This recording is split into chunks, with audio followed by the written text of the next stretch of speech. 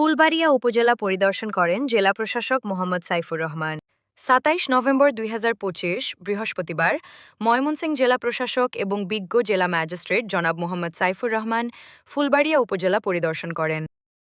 এ সময় জেলা প্রশাসক এবং বিজ্ঞ জেলা ম্যাজিস্ট্রেট জনাব মোহাম্মদ সাইফুর রহমান ফুলবাড়িয়া থানা পরিদর্শন সহ মাধ্যমিক পর্যায়ের শিক্ষকদের সাথে মতবিনিময় এবং ক্রীড়া সামগ্রী বিতরণ, গ্রাম পুলিশদের মাঝে কম্বল বিতরণ, প্রতিবন্ধীদের মাঝে হুইলচেয়ার বিতরণ, অসহায় এবং বিধবা মহিলাদের মাঝে সেলাই মেশিন বিতরণ, অ্যান্সার ব্যারাক নির্মাণের ভিত্তিপ্রস্তর স্থাপন, উপজেলা পর্যায়ের বিভিন্ন দপ্তরের কর্মকর্তাদের সাথে মতবিনিময়, উপজেলা নির্বাহী অফিসারের কার্যালয় এবং উপজেলা ভূমি অফিস পরিদর্শন করেন।